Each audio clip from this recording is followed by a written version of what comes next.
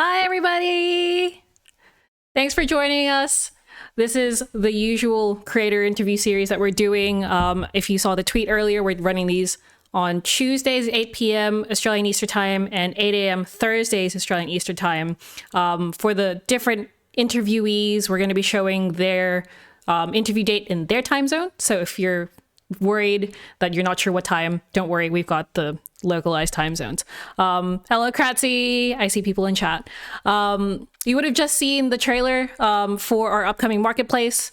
I know it's June the 1st today, but it's coming soon. So get your handles now. Get prepared because we're going to be launching very, very soon. I'm very excited to welcome Domino Jack today. She is an Australian-based streamer, and I will let her very quickly introduce herself. Okay. Hi, I'm Domino Jack. As Fran has said, I am an Australian based streamer. I stream mainly on Twitch. I have tried Facebook gaming, didn't really feel it was for me, so kind of just stuck with Twitch. I also try to stay semi-active on my Instagram, Twitter. I do also have a TikTok, which has my most amount of followers, and I'm not as active on it as I'd like, unfortunately, but it does have my biggest following. And yeah. If you're wondering where her handles are, we have them below her, that her way. You'll find her with the underscore version on Twitter and on Twitch. The other one is on TikTok. There might be variants for some of the other channels, but you'll see her link tree everywhere. So if you want to find her, there will be links. I'm really excited to speak to you today because I think you've had some interesting things happening lately that I will ask you about. We already spoke about this before. But how long have you been doing content creation or streaming for now, out of curiosity? So I started streaming in October 2018.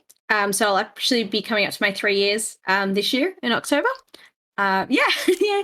I've only ever streamed like casually or part-time. I've never been able to do it full-time. I've always had a full-time job, and I still do, mainly just because, unfortunately, streaming does not cover all the bills or pay as much as people probably think. So just to make ends meet, yeah. Yeah. Considering that you're kind of balancing out these two different aspects of your life, what kind of got you started in streaming in the first place?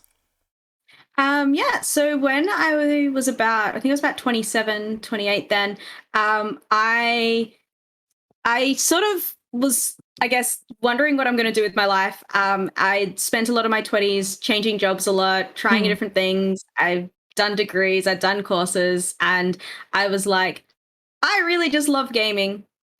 I don't really want to be a developer. I didn't want to be a coder or anything like that. And I was like, but I want to be involved in some way in the gaming industry.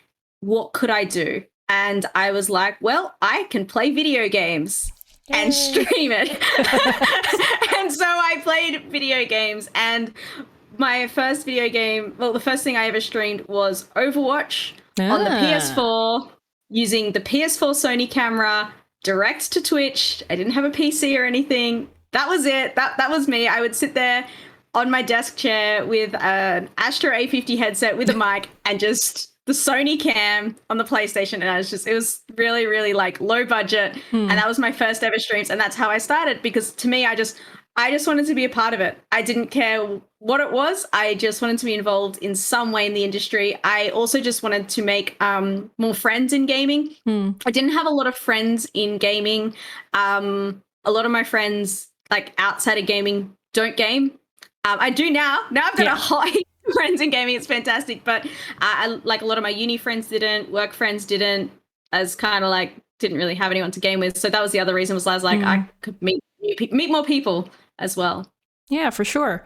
Out of curiosity, what are you happy to share with kind of what you do full time? Is it like a really intense kind of job? Is it do you do streaming to kind of take a break from that? What's that kind of energy balance look like in between those two? Yeah, so for my full-time job, I'm currently a legal secretary. And before that, I was working as a project coordinator for the Australian Esports League. So at the moment, as a legal secretary, look, some days can be busy and intense. I work at a pretty good firm. Like I'm pretty happy where I am, and it's not too high stress, which is really nice. I work for some really good lawyers and some really good support staff. Mm. But I'll admit, yeah, it's nice to come home and just kind of disconnect and switch off and just play some games and just sort of chill out, which is what I usually try to do with gaming. Is I try to use it as a time to just sort of switch off and have a bit of time to myself. Yeah. Plus the socializing you mentioned before as well, because I think I don't see like a law firm necessarily overlapping too much unless they specifically cater to like gamers. It's gonna, There is actually a firm, and I'm trying to remember the name of it, and they specialize in esports and gaming. Yeah, there are a few of them now. Yeah, there's a few of them now, which is quite cool. But no, the firm I work at does not at all. I have to explain what I do in my hobbies to my fellow co-workers. Okay, what does that explanation look like? Out of curiosity, because I have this problem too, because not many people know what a community manager is outside of gaming or social media. But how do you explain your career to those to family, friends, or anybody that's not in the space?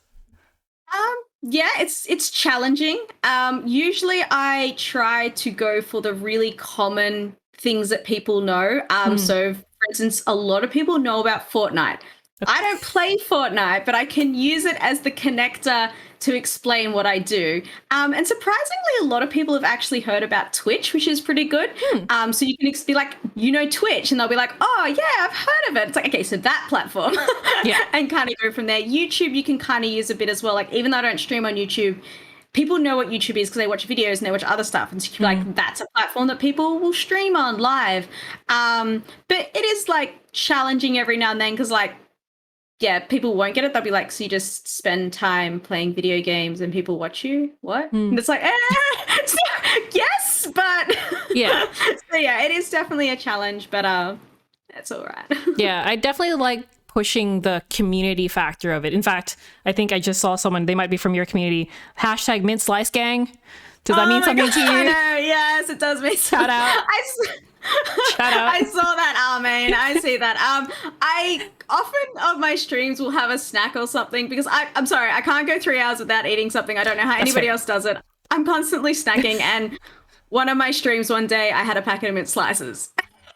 It's turned into this thing. I don't know how it turned into this thing. It also turned into this thing where I took all the Mint Slices or something, ended up on Twitter and everything, and I was just like, Arnott's Mint Slice.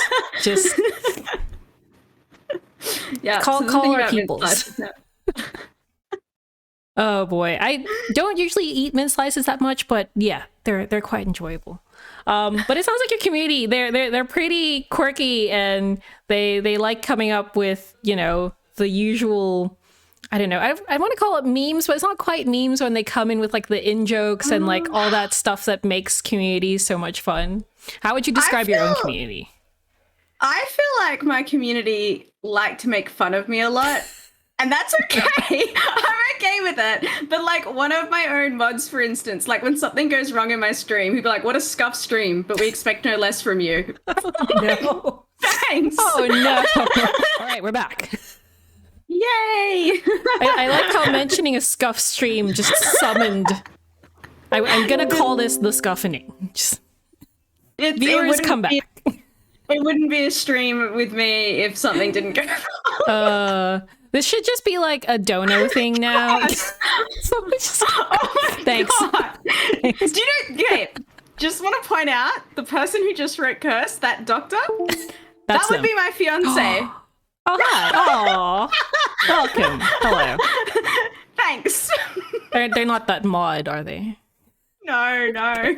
Just checking. But that mod lives in Europe. Oh, okay. I have a mod from Europe. It's amazing. Aw, that's sweet. No, you should just make it a thing where every time something gets scuffed, like like people donate to charity, and then you just have like a scuffed charity meter. That'd be hilarious. Yeah. Oh my god. Yeah. Ideas, friend. Done. Okay, you can have that one for free. Let's go. Okay, we were talking about explaining things about your career to your family. I want to quickly kind of backtrack. You mentioned that you were a project coordinator in esports. How did you explain or how did you get into esports, or what inspired you to get into that scene in terms of a career kind of highlight? So after I started streaming, I kind of wanted to throw myself into almost anything else I could in the gaming world. And I started talking to a friend and stuff who they were playing like high level Overwatch, and I was like, well, I'm not good enough to be a pro player, but I found out there was a thing like team managers. That was a thing, and I was like, well, I'm a project coordinator. I manage people. I get paid to manage people in teams. I was like, maybe I could do that in esports. I could just manage the players.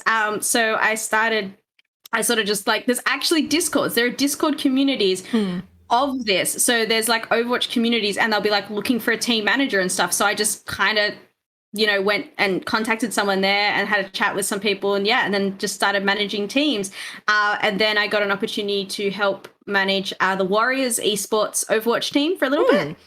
Yeah, which was quite cool. Yeah. And then their season ended. So then I created my own organization, and we had an Overwatch team, we had a League of Legends team, we had an Apex team.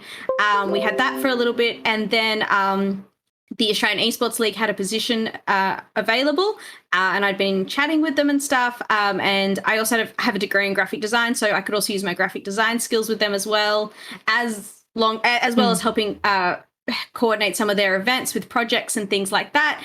Kind of a mixed job. It was good fun. And so then I started that with them. And because I got to work actually in esports, I closed off the org because it was just, it was too time consuming to do all of that.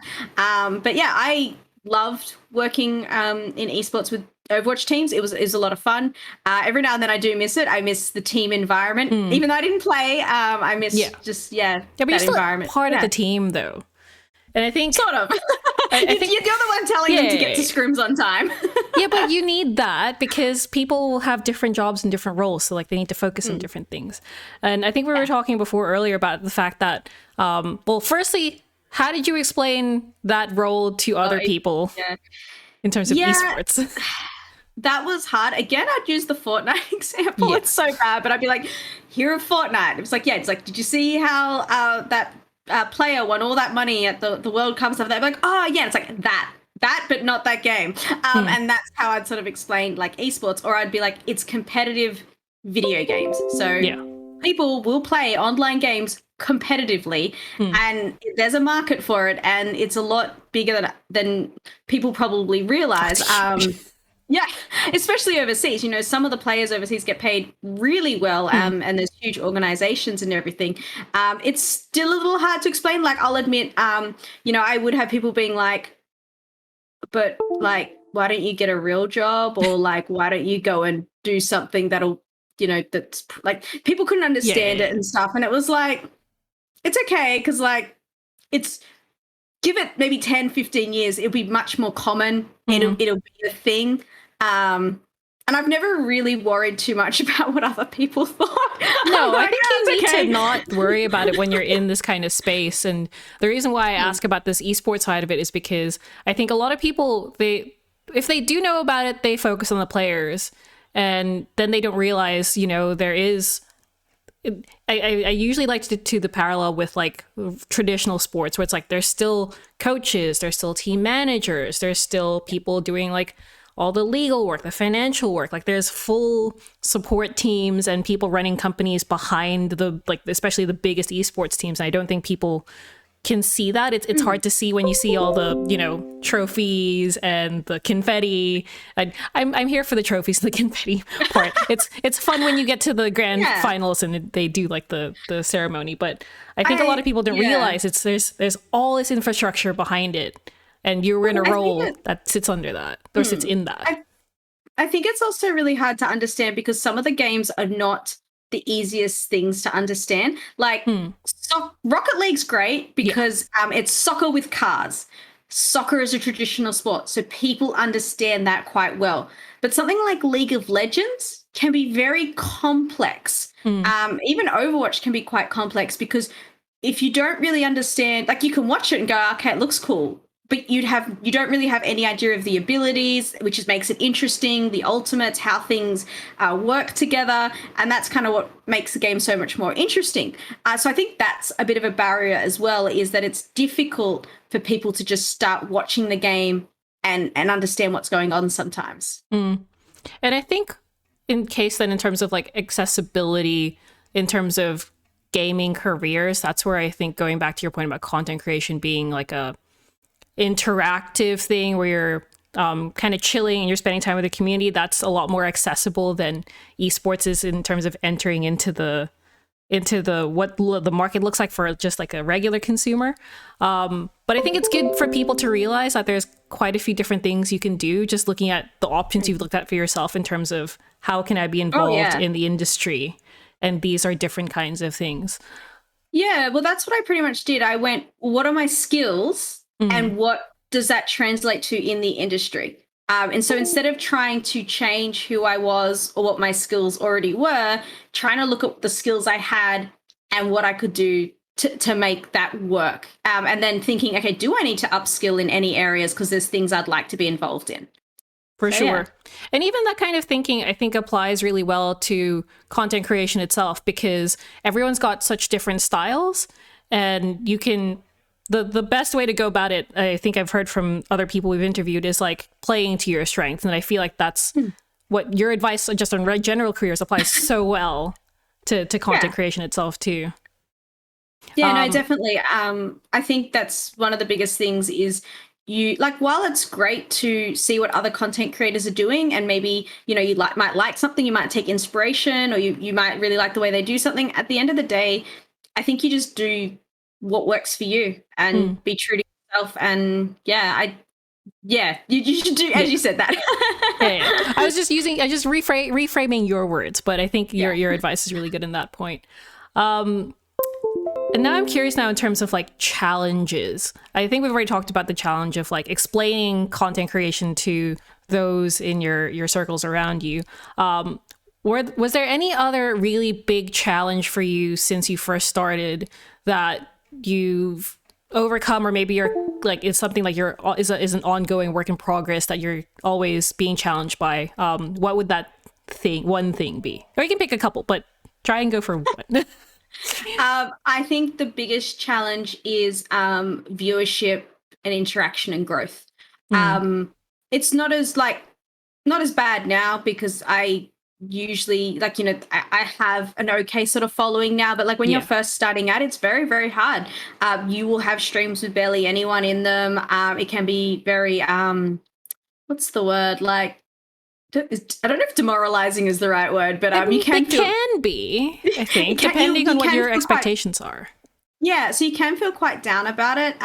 So that's always a challenge, is, I guess, reaching numbers that you maybe want to reach but may not be realistic straight away off the bat. Yeah, this is something we touched upon in our Twitter space last week, because I think we were talking about growth as well.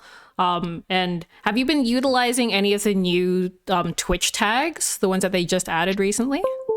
I use the Australian one now. I'm so excited, because I always used to put like Oz in like brackets or something in my thing, and I wanted an Aussie one, an Australian one for ages, because I was like, for me, I always even wanted to watch Australian streamers. I'd always have this habit of like, I'd go onto Twitch and I'd search a game and I'd be like, oh, let's watch this person. Oh, it's an American. Oh, watch this person. Oh, it's a European. I'd be like, where are my fellow Aussies? Like, I wanted to try, because if I was going to watch, like, not to say I don't want to watch people from overseas, but I do like to try support others in the scene in Australia.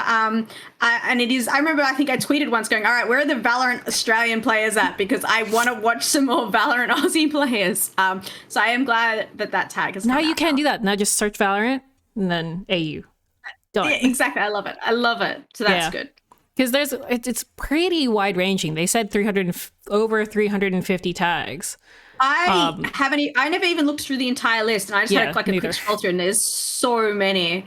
No, it's really cool. Yeah. Have you seen it make any of a difference in terms of people finding your stream lately? Or it still needs time to get for everyone to recognize them? Well, I'm not sure. Like, Yeah. I don't know if it's impacted my last couple of streams or not. No one's like come in and said, "Oh, I found your stream because of this tag." Like, no one's Yeah. hinted towards it. So I'm not sure yet. Yeah, I'm hoping it's gonna like the impacts is gonna come in the next few weeks because there's a lot of people from marginalized communities that I really want to see. Like, okay, let's go, let's go. But that's interesting to say. In terms of those challenges, how have you kind of gone about overcoming them in terms of either managing your own expectations or any like other strategies you think would be really helpful for other people who are just starting out? Yeah, so definitely managing your expectations. Realizing that it's not as easy as everyone maybe makes it seem. It's definitely going to take some time.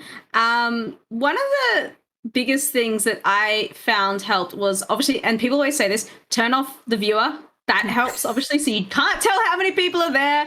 Just ignore it. Just do your thing. But I also did have someone once tell me something which really helped. They said to me once, whether 100 people show up or one, it's someone. Someone wants to see your content. So it's made me kind of have the view now that as long as I have one viewer in my stream, one person liked my Instagram post, I got one engagement on my tweet. I got someone liked it, someone's interested, someone wants to see it. So as long as I've got the one person, like obviously 100 would be amazing, but 100 or one, someone is there to see it. And I try to keep it into that perspective. Yeah, 100,000, any of those numbers, because I feel like the way you present yourself should still be authentic, genuine, etc. Like you. Exactly. If I have two people in my chat and they're saying hi and chatting with me, great. I'm going to chat back with you. We're going to enjoy our time together. It's still two people. You shouldn't behave differently because, oh, you have 500. Oh, no, you've only got two. Two people still showed up. They're there. They're spending their time, Yeah. Make it worth their while. Yeah, I'm just saying here, I see you viewers. I know you're lurking. I know you're not in chat, but I know you're there. And I know we don't have like the most active chats depending on what's happening, but we're watching because we know you're out there. And plus we're going to have the VOD up and I want people who watch the VOD to enjoy this too. And I think that's a really good piece of advice from you. Well, that's the other thing is you never know who's going to watch the VOD after. And Twitch does show you how many people have viewed VODs and things afterwards. So even if at the time you do a stream and you may not have many viewers, you might have a lot of people watching that VOD afterwards. So you kind of got to keep that in the back of your head as well. Yeah, and clips and highlights and everything, because what's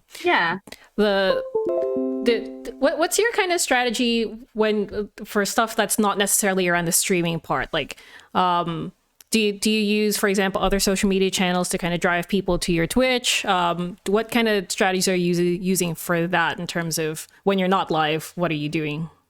Yeah, so I think social media is really, really important.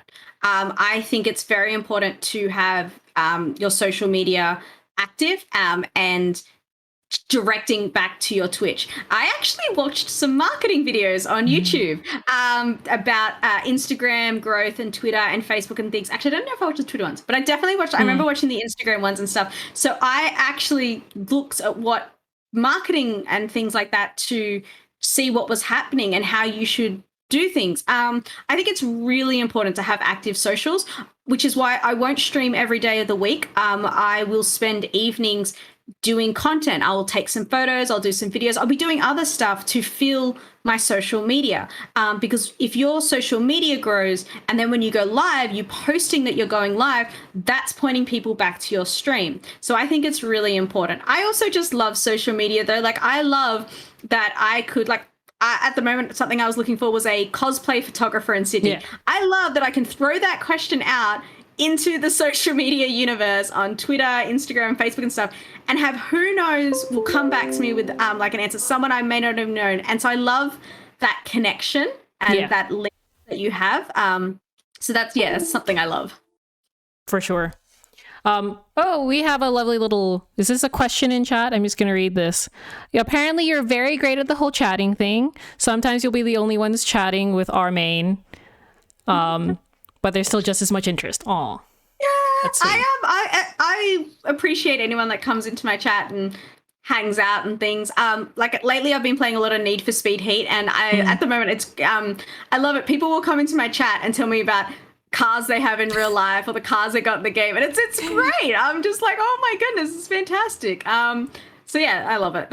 Yeah, I think that's the thing that makes the streaming part of content creation the most interesting, is just being able, well, it happens in social media too, but not in the same real-time fashion, but like that No. interaction is what makes it so different. And I think a lot of people who aren't familiar with the space are missing out on that, but hopefully in like a few years time people are going to be like, yes, this is the next generation career that people are now like moving into. I'm hoping that's the same for community managers as well, because that's another area that's been around for a while, but is still like, what do you do again? Like it'll be a thing in 5 years. Can confirm DJ is an in-game rev head. Okay, I will need to check out the sweet GDR because now I'm very, very like curious about it. I'm into cars myself, so that's why I asked. Okay, yeah, I have a GTR in the game. Nice. All I race at the moment. I'm good. Thank you, Maine and Sir Harris. It's very nice of you both. Alrighty. I was going to ask you about this kind of pivot, but I think we're running out of time. But I think we talked about careers quite a bit already, so I'm going to leave that question out. But I want to wrap up on this last question. And I know you've already shared a lot of great advice so far, but if there was one really important thing you'd want to share with someone, either they're starting out or maybe they're contemplating trying to make a career out of this, what would be like the one ultimate thing you'd want them to know before getting into content creation? Content creation, I found, was harder than I thought it was going to be. It's actually a lot of work. Not to say it's bad. Like, I love it. I love the work involved with it.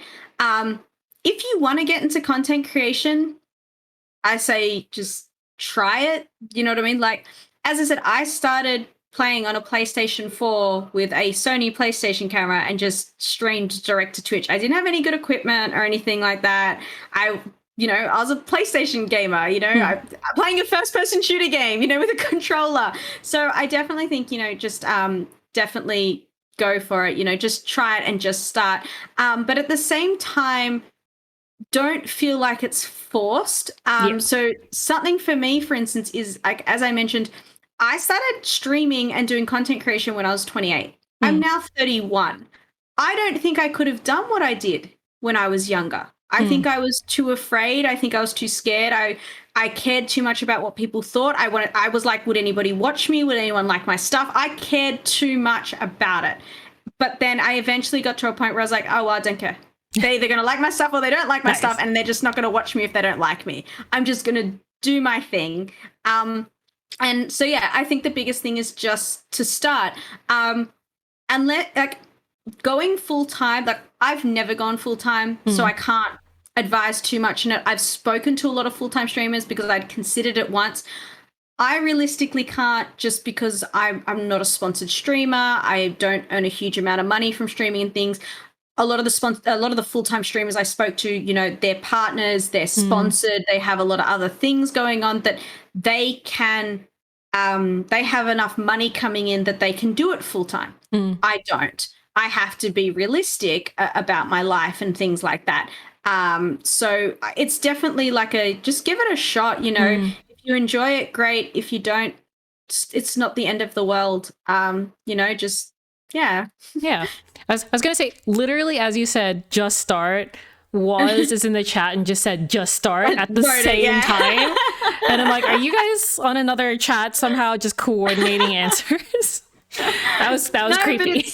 It's true. It's just about taking the jump and just giving it a go. And you never know what's going to work and what's not. Like, I like, someone might clip something and it will end up on Reddit and it will go viral. And no one could have predicted it. And that's the crazy thing with social media and internet and things these days. You don't know sometimes what the next big thing is. Like, I don't know if anyone could predict that Bella Porch was going to be as big as she is now with her own song and everything, and one of the biggest TikTok creators from that video she did with her face and that zoomed in sort of thing. Like, Hmm. I couldn't have predicted that was going to happen. And look at her now, you know? So, The same yeah. can be said, and it's not necessarily that particular thing isn't new. And I think I brought this up again from last week's Twitter space because I like to just throw back every day. There's an article that I read about YouTube viral stars from 15 years ago and where are they now? Because Oh. there's some really interesting stories to see what happened after they went viral, because usually people just go viral and then you don't hear about them again, or maybe they keep doing it, but sometimes they just go viral and then they're like, okay, cool, we don't know what happened. But they have It some is really possible, interesting yeah. stories. Yeah, some of them kind of just okay. went back to normal life, and some of them continued content creation, and some of them started up families and things, and now their kids are, because it's been 15 years, their kids are wanting to become content creators. So yeah, hello, the only simp. Hi. We're actually going to be wrapping up. I'm sorry. I'm so sorry you joined right at the end of the interview, but we're running these every Tuesdays and Thursdays. Tuesday evenings, Thursday mornings, Australian Eastern Time. We're on socials. I may as well do my wrap up now because I'm already doing my wrap up. For anyone looking to look up Domino Jack, or DJ, as I can tell from chat is the nickname, handles right below her over there. Google her. You will find her if you Google her. I know, I've checked this.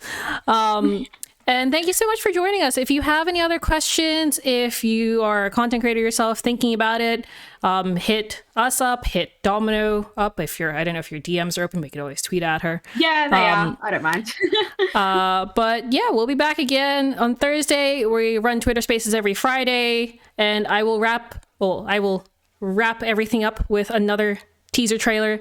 Don't forget to reserve your handles. The marketplace is coming. It's coming so soon. I can't even tell you. Get in on it. Go get registered. Get your handle. And we'll see you again when we go live. See ya. Bye.